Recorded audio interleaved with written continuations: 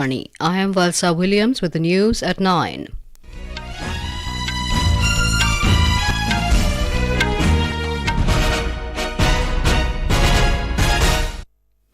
The headlines. Prime Minister Narendra Modi addresses ASEAN-India Summit at Jakarta, presents a 12-point proposal to strengthen India-ASEAN cooperation. Prime Minister announces ASEAN-India Fund for Cooperation in Digital Transformation and Financial Connectivity. Delhi gears up to host G20 Summit. World leaders start arriving in the national capital.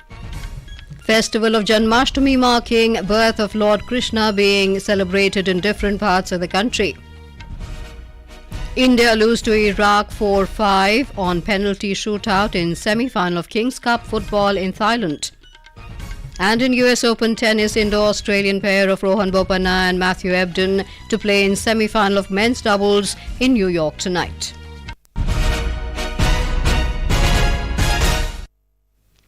Prime Minister Narendra Modi today presented a 12-point proposal for strengthening India-ASEAN cooperation, covering connectivity, digital transformation, trade and economic engagement. Speaking at the 20th ASEAN-India Summit at Jakarta in Indonesia, Mr. Modi proposed establishing multimodal connectivity and economic corridor that links Southeast Asia, India, West Asia and Europe. He offered to share India's digital public infrastructure stack with ASEAN partners.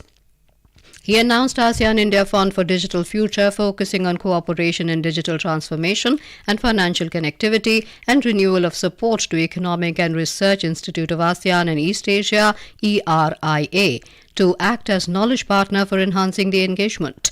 The Prime Minister called for a collective fight against terrorism, terror financing and cyber disinformation. He said ASEAN is the central pillar of India's Act East policy and it has an important place in India's Indo-Pacific initiatives.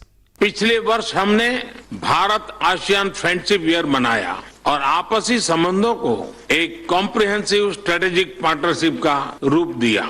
आज वैश्विक अनिश्चितताओं के माहौल में भी हर क्षेत्र में हमारे आपसी सहयोग में लगातार प्रगति हो रही है। यह हमारे संबंधों की ताकत और रेजिलियंस का प्रमाण है। The theme of this year's ASEAN Summit is ASEAN Matters, Epicentrum of Growth. The Prime Minister called for amplifying the voice of the Global South. 21वीं सदी एशिया की सदी है, हम सबकी सदी है। इसके लिए आवश्यक है कि हम एक rules based post Covid world order का निर्माण और मानव कल्याण के लिए सबका प्रयास, फ्री और ओपन इंडो पैसिफिक की प्रगति में और ग्लोबल साउथ की आवाज को बुलंद करने में हम सबके साझे हित है। Mr. Modi also announced to open an Indian embassy in Dili, Timor-Leste. In his address at the 18th East Asia Summit at Jakarta, Mr. Modi highlighted convergence on vision for the Indo-Pacific between India and ASEAN and stressed that ASEAN is the focal point of Quad's vision. He called for strengthening multilateralism and ensuring a free, open and rules-based Indo-Pacific. Prime Minister Modi has arrived in New Delhi after concluding his visit to Indonesia's Jakarta. The Association of Southeast Asian Nations, ASEAN and India have agreed to deepen ASEAN-India comprehensive strategic partnership with concrete actions. This was stated in the ASEAN-India Joint Statement on Maritime Cooperation adopted at the 20th ASEAN-India Summit in Jakarta. As per the statement, it was decided to further strengthen ASEAN-India cooperation on maritime safety, security and other fields. ASEAN-India also agreed to promote cooperation in blue economy in the areas of sustainable development of marine resources, marine biodiversity and ecosystem conservation, combating climate change and marine pollution. ASEAN and India have agreed to make concerted efforts to increase cooperation in food security, nutrition, food trade supply chain, cultivation of millets and financing for climate-friendly technologies. The statement added that ASEAN and India have decided to enhance food security and nutrition in the region through sustainable and responsible fisheries and noting India's initiatives such as Lifestyle for Environment, LIFE and International Year of Millets. As India is all set to host the 18th G20 Summit, world leaders have started arriving in New Delhi to attend the global event beginning Saturday. Prime Minister of Mauritius, Pravind Jugnauth, and President of Nigeria, Bola Ahmed Tinubu, have already arrived in the national capital. US President Joe Biden will also arrive in the city tomorrow. During the gathering of the world's leading economies at the summit, several issues ranging from food and energy security to clean energy transition, climate change, and strengthening the capacity of multilateral development banks are likely to be advocated at length. Here is a report. The group of 20 economies account for over 85% of global GDP and 75% of international trade, making the grouping the primary engine of global economic growth. India is leveraging its G20 presidency to establish itself as a global powerhouse, advocating for the hopes and aspirations of many developing nations. India expects to guide international cooperation to safeguard global stability and prosperity by advocating for the voice of the Global South and the inclusion of the African Union in the G20 forum. India's G20 presidency carries profound significance as it has opened several avenues for the country's economy, attracting investments, promoting startups and MSMEs, fostering innovation, and deepening cultural ties. Bhupendra Singh, Akashvani News, Delhi.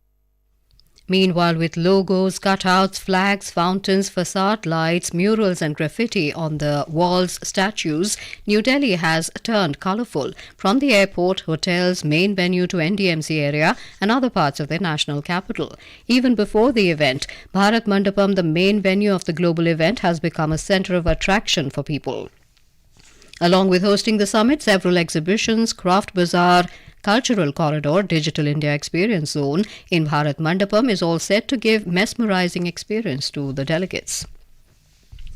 To facilitate the general public, police personnel and staff from other assisting agencies are deployed for the upcoming G20 Summit. The Delhi Metro train services will start from 4 in the morning from terminal stations of all lines for 3 days from tomorrow. Delhi Metro Rail Corporation DMRC said the trains will run with a frequency of 30 minutes on all the lines till 6 a.m. and after 6 a.m. metro trains will run as per the normal timetable throughout the day on all lines. All metro stations will remain open for the general public tomorrow, Saturday and Sunday, except the Supreme Court metro station, where no boarding or deboarding of passengers will be allowed on Saturday and Sunday due to security constraints. This is Akashvani giving you the news. For quick news updates around the clock, follow us on our Twitter handle at AIR News Alerts. The festival of Janmashtami, marking the birth of Lord Krishna, is being celebrated in different parts of the country today.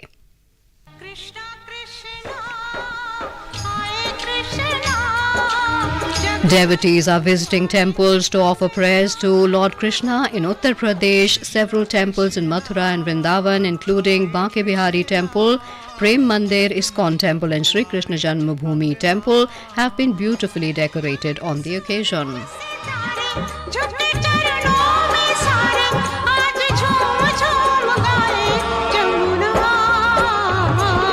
Krishna Krishna. Maharashtra is celebrating Dahi Handi festival with traditional fervour.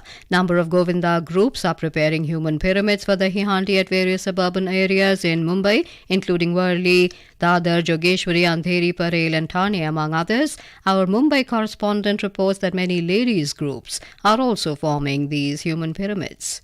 Govinda's enthusiasm has reached its peak to break the Handi by building high layers during the Dahi Handi festival in Mumbai and Thane amidst heavy rain today. Jai Jawan Govinda Mandal of Jogeshwari, Mumbai saluted by forming 9 tires record at famous Sanskriti Pratishthan Dahi Handi by MLA Pratap Sarnaik at Vartak Nagar in Thane city and won a prize of Rs 11 lakh. Maharashtra Chief Minister Eknath Shinde, who visited a famous Dahi Handi event at his hometown in Thane, said that like Govinda groups, the state government is also laying layers of development in the state. Nivedita, Mumbai. In Gujarat, Krishna Janmashtami is being celebrated with great exuberance at the most revered Dwarkadhish temple in Dwarka and other famous temples including Sri Ranchod Ji.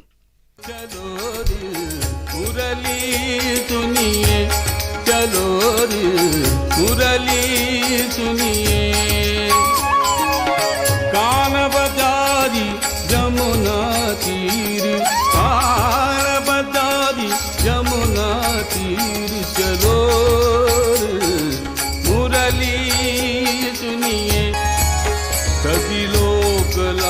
कुल की तजी लोक लाज कुल की कानी गुरुजन की भी कानी गुरुजन की भी. Information and Broadcasting Minister Anurag Singh Thakur today came down heavily on the opposition following alleged objectionable remarks against a particular religion by DMK leader A. Raja. Talking to media in New Delhi, Mr. Thakur said due to their arrogance, the leaders of the India-ASEAN alliance are making low-level comments. The minister wondered whether such remarks are not considered as hate speech. It's sad to see the statement coming from various parts of the country, from the leaders of alliance led by Congress party. What they think about Sanatan Dharma is clearly bringing disrepute to their alliance. But Mr. Rahul Gandhi is quiet. What keeps him mum? Is it not the violation of the constitution? Is it not the violation of the law of the land? Don't you think it falls under the hate speech?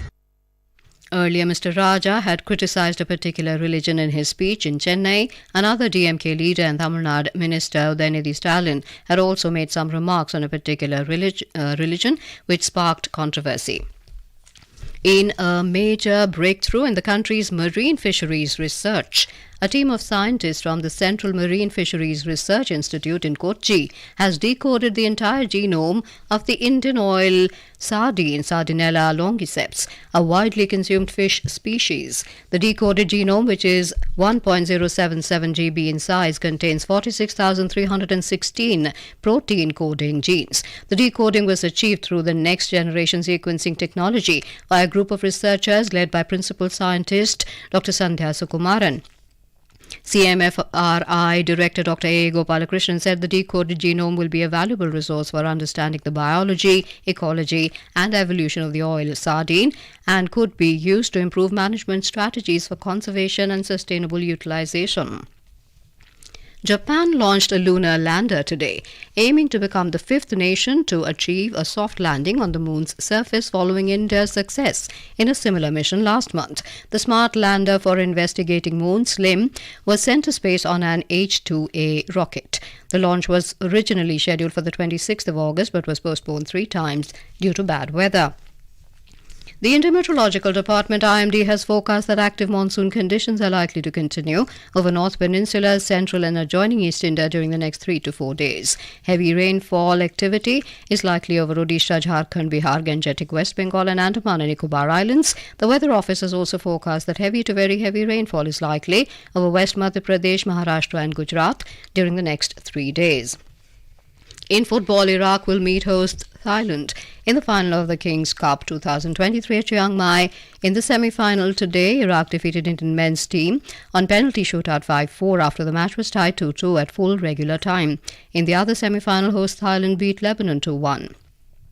India will now play for the third place against Lebanon. Both the final and the third place playoff will take place on Sunday. In US Open tennis, India's Rohan Bopanna and his Australian partner Matthew Ebden will face French pair of Nicolas Mahut and Pierre-Hugues Herbert in the semi-final of men's doubles in New York tonight. The semi-final lineup has been drawn in the singles event after the conclusion of the quarter-final stage. Street 20, a World Cup cricket exclusively for street children, will be held in Chennai for the first time. Street children from 15 countries, including the United Kingdom, Brazil, Hungary, Mexico, South Africa, Sri Lanka and Rwanda, will participate in the tournament, which precedes ICC World Cup cricket in India. The tournament will be held from the 22nd of September to October the 1st. Team India, the defenders of the Cup, will be the star of the game. The first ever Street Child Cricket World Cup was held in London in 2019, where Indian children won the tournament. And now, before we end the bulletin, the headlines once again. Prime Minister Narendra Modi addresses ASEAN-India Summit at Jakarta, presents a 12-point proposal to strengthen India-ASEAN cooperation. Prime Minister announces ASEAN-India Fund for Cooperation in Digital Transformation and Financial Connectivity. Delhi gears up to host G20 Summit. World leaders start arriving in the national capital. Festival of Janmashtami, marking birth of Lord Krishna, being celebrated in different parts of the country. India lose to Iraq 4-5 on penalty shootout in semi-final of Kings Cup football in Thailand. And in US Open tennis, Indo-Australian pair of Rohan Bopanna and Matthew Ebden to play in semi-final of men's doubles in New York tonight. That is all in the news at 9. Good night.